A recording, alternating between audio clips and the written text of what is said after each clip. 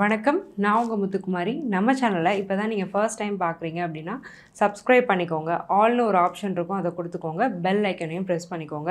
So that நம்ம சேனலில் போடக்கூடிய எல்லா வீடியோஸும் உங்களுக்கு ப்ராப்பராக நோட்டிஃபை ஆகும். இந்த வீடியோவில் நம்ம என்ன பார்த்துட்ருக்கோம் அப்படின்னா செப்டம்பர் 2024க்கான மாத ராசி பலன். ஸோ மாதக்கோள்கள் எல்லாமே மாறி இருக்குது, வருடக்கோள்கள் அப்படியே தான் இருக்குது. இந்த மாதக்கோள்களுடைய மாற்றம் உங்கள் வாழ்க்கையில் என்ன மாதிரியான ஒரு தாக்கத்தை ஏற்படுத்த போது, இந்த மாதத்துக்கான லக்கி நம்பர் என்ன, லக்கி கலர் என்ன, லக்கி டே என்ன, சந்திராஷ்டமம் என்னைக்கு, என்னென்ன விஷயங்களை செய்யலாம், என்னென்னதெல்லாம் செய்யக்கூடாதுங்கிறத தெளிவான ஒரு பதிவாக தான் இந்த வீடியோ அப்படிங்கிறது இருக்க போகுது. சரிங்க, இந்த மாதத்தில் அப்படி என்ன மாதாந்திர கோள்கள்லாம் மாறி இருக்குன்னு நீங்கள் பார்த்தீங்கன்னா, சிம்மத்தில் இருக்கக்கூடிய சூரியன் செப்டம்பர் 17ஆம் தேதிக்கு மேலே கன்னிக்கு வராரு, கேதுவோட இணைகிறாரு. கன்னியில் இருந்த சுக்கிரன் செப்டம்பர் 18ஆம் தேதிக்கு துலாமுக்கு போய் சுக்கிரன் ஆட்சி ஆகிறாரு.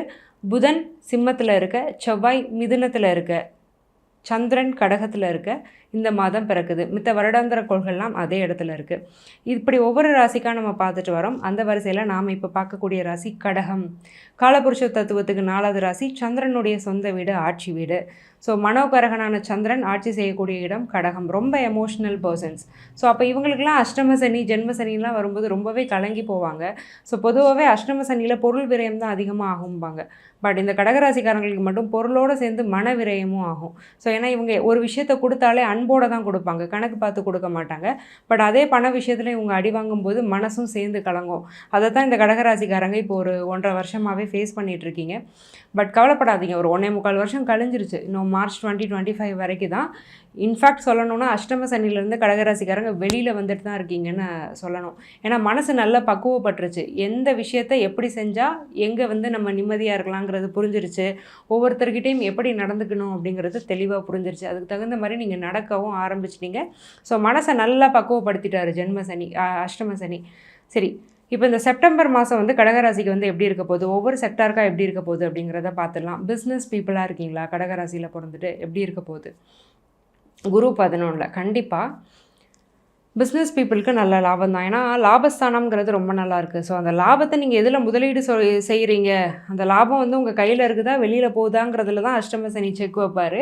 அதனால் பண விஷயத்தில் கொஞ்சம் கவனமாக இருக்க வேண்டியது அவசியம். பட் கவலையே படாதீங்க. இந்த தடவை 12ஆம் அதிபதி 2ல் இருக்கிறதுனால, 2ஆம் அதிபதி 12ல் இருந்ததுன்னா வரக்கூடிய பணம் செலவாகும். செலவை குறிக்கக்கூடிய அதிபதி 2ல் இருக்கும்போது செலவான பணங்கள் கைக்கு திருப்பி வரும். யாருக்கும் நீங்கள் பணம் கொடுத்தீங்கன்னா பணம் திரும்ப வரும். நீங்கள் சம்பாதிக்கிற காசு உங்கள் கையில் தங்க போகுது. ஸோ ஃபினான்ஷியலாக நல்லா இருக்க போகிறீங்க. தொழில் செய்யறவங்களுக்கு நல்லாவே லாபம் இருக்க போகுது. சரிங்க, நாங்கள் தொழிலெலாம் பண்ணல, வேலையில் தான் இருக்கோம், எங்களுக்கு வேலை வாய்ப்புலாம் எப்படி இருக்கும்னு கேட்டிங்கன்னா அதுலேயுமே எந்த பிரச்சனையும் இல்லைங்க. ஸோ 10ஆம் அதிபதியான செவ்வாய் உங்களுக்கு இருக்கிறது 12ல். அப்போது நீங்கள் இந்த ஸ்டேட்டில் இருக்கிறீங்கன்னா அதர் ஸ்டேட்டில் வேலை கிடைக்கிறது, அப்ராடில் வேலை கிடைக்கிறது, இல்லது உங்களுடைய ஊர்லேருந்து கொஞ்சம் தள்ளி வேலை கிடைக்கிறது, வேலையில் ப்ரொமோஷன்ஸோடையே சேர்ந்து ட்ரான்ஸ்ஃபர் அப்படிங்கிறதும் கிடைக்கிறதுக்கான பிராப்தம் இருக்குது.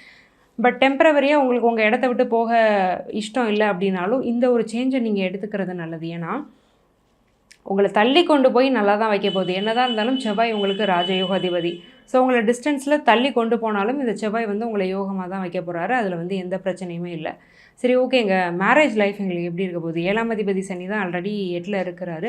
கணவன் மனைவி ஒருத்தருக்குள்ளே ஒருத்தர் ரொம்ப பாசம் இருக்கும். அதே மாதிரி சின்ன சின்ன மனஸ்தாபங்களும் வந்து போகும். பட் எல்லாமே மேனேஜபிள் தான். என்ன காரணம்னா குரு நல்லா இருக்கிறாரு, அந்த ஒன்றே போதுங்க. 3ஆம் இடத்தை குரு பார்க்குறாரு. அப்போது உங்கள் பார்ட்னரை புரிஞ்சுக்கிறதுக்கான முயற்சியை நீங்கள் போட போகிறீங்க. உங்கள் பார்ட்னரும் உங்களை கரெக்டாகவே அண்டர்ஸ்டாண்ட் பண்ணிக்க போகிறாரு. இனிமே கடகராசிக்கும் ஹஸ்பண்ட் அண்ட் ஒய்ஃப்கான ஒரு எமோஷ்னல் ஸ்டெபிலிட்டிங்கிறது நல்லா இருக்க போது. லைஃப் ரொம்பவே நல்லா தான் போகுது. சரி, ஓகே. கல்யாணம் பண்ணலாமா? அஷ்டம சனிங்கிறாங்களே, ஜென்ம சனியில் கூட நான் கல்யாணம் ரெக்கமெண்ட் பண்ணுவேன். பட் அஷ்டம சனியிலையும் பண்ணலாம். அஷ்டம சனியில் கல்யாணம் பண்ணவங்களும் இருக்காங்க, அஷ்டம சனியில் கல்யாணம் பண்ணிட்டு நல்லா வாழ்ந்தவங்களும் இருக்கிறாங்க. இன்ஃபேக்ட் மித்த ராசிக்காரங்கள்லாம் பண்ணுறதை விட அஷ்டம சனியில் கடகத்தில் கல்யாணம் பண்ணிட்டு நல்லாவே வாழ்கிறவங்களும் இருக்காங்க. பட் ஜாதகம் அதுக்கு சப்போர்ட் பண்ணணும். அப்போது பொதுவாக யாருனாலுமே ஜாதகம் பார்த்து தான் கல்யாணம் பண்ணணும், பொருத்தம் பார்த்து தான் கல்யாணம் பண்ணணும். பட் இந்த அஷ்டம சனி பீரியடில் கடகராசிக்காரங்க நிச்சயமாக கட்டம் போக்கணும். நட்சத்திர பொருத்தம் பார்த்துடக்கூடாது, இல்லை பிடிக்குதுங்கிறதுக்காக ஜாதகத்தை நெக்லெக்ட் பண்ணிட்டு கல்யாணம் பண்ணிடக்கூடாது, பேக்ரவுண்டை ஒழுங்காக விசாரிக்காமல் கல்யாணம் பண்ணிடக்கூடாது. இதை மட்டும் மனசில் வச்சுக்கிட்டிங்கன்னா நீங்கள் தாராளமாக கல்யாணம் பண்ணலாங்க. சரி, ஓகே. ப்ராப்பர்ட்டி இலக்கு இருக்கா? சத்தியமாக இருக்குது, நிச்சயமாக இருக்குது. 4ல் சுக்கிரன் ஆட்சி. கண்டிப்பாக நிச்சயமாக ஒரு ப்ராப்பர்ட்டி வாங்க போகிறீங்க. ஒரு ப்ராப்பர்ட்டி வாங்குறதுக்கான இனிஷியேஷனை இந்த மாதம் எடுக்க போகிறீங்க. கையில் பணம் நல்லா சேரும்.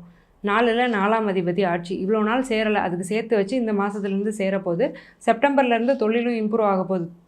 தூங்கிட்டு இருந்த தொழிலை தட்டி எழுப்ப போகிறீங்க. சிம்பிளாக அதுதான். ஏன்னா உங்களுடைய ஒரு பராக்கிரமம், அந்த பொட்டன்ஷியல் அதெல்லாம் ரொம்ப அதிகம். பட் உங்களை சுற்றி இருக்கிற சூழ்நிலையினாலும், உங்கள் மனஸ்தாபத்தினாலையும், உங்கள் மன ரீதியான பிரச்சனைனாலையும் ஒழுங்காக தொழில் பண்ணி பணம் ஈட்ட முடியல. பணம் ஈட்டினாலும் அதை நீங்கள் நிறைய செலவு பண்ணிட்டு தான் இருந்தீங்க. பணம் நிறைய போச்சு, எமோஷன்ஸ் நிறைய விரயமாச்சு. அதுதான் கடகராசி. பட் செப்டம்பர் மாதத்துலேருந்து அதுக்கு ஒரு மாறுதலாக பணம் கையில் தங்கும், சொத்து சேர்க்கக்கூடிய யோகம் அப்படிங்கிறது ரொம்ப ஸ்ட்ராங்காக இருக்குது. சரிங்க, சைல்டு பர்த் எப்படி இருக்குது? 5ஆம் அதிபதி செவ்வாய் 12ல் குழந்தைகளால் விரயம் அப்படிங்கிறது பாசிபிள். உங்களுக்கு குழந்தைங்க இருக்காங்கன்னா உங்களுக்கு அடிக்கடி மெடிக்கல் எக்ஸ்பென்ஸ் அப்படிங்கிறது வர வாய்ப்பு இருக்குது. பட் கவலைப்பட வேண்டாம். எக்ஸ்பென்ஸ் ஆகுமே தவிர பிள்ளைங்களோட ஹெல்த் அப்படிங்கிறது ரொம்ப பாதிக்கப்படாது. குழந்தைக்கு முயற்சி பண்ணிகிட்டு இருக்கீங்க அப்படின்னாலும் இந்த மந்த் மட்டும் போட்டோம். ஏன்னா செவ்வாய் கொஞ்சம் 12லேருந்து விலகிக்கிடட்டும். செவ்வாய் அடுத்த மாதமும் நீசமாக தான் போகிறாரு. பட் இருந்தாலும் பரவாயில்ல. கடகம் செவ்வாய்க்கு நட்பு வீடு தான். அதனால் ஒன்றும் பெரிய பாதகம் நடந்துட போகிறதில்ல. பட் இந்த மாதம் சைல்டு பர்த்க்கோ கன்சீவ் ஆகுறதுக்கோ அந்த அளவுக்கு பிராப்தமான மாதம் இல்லை. ஒருவேளை ப்ரெக்னெண்ட்டாக இருக்கீங்க, 9th மந்த்தில் நான் இருக்கேன், என்ன மேம் இப்படி சொல்கிறீங்கன்னா அந்த அளவுக்குலாம் நீங்கள் ஒன்றும் பயப்பட வேண்டாம். எதுவுமே மோசமாயிட போகிறதில்ல. ஜாதகம் அப்படிங்கிறது இதுக்கு மேலே பேசும்.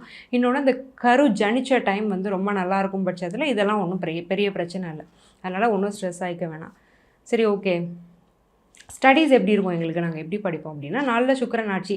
சரி, அப்போ 4ஆம் அதிபதி ஆட்சி தானே, அப்புறம் என்ன பிரச்சனை அப்படின்னா புதனும் 2ல் இருக்கிறாரு. ஸோ 4ல் சுக்கிரன் ஆட்சியாக இருக்கும்போது பொதுவாகவே கொஞ்சம் லக்ஸூரியஸாக லேவிஷாக இருக்கணுங்கிற ஒரு எண்ணம் வரும்.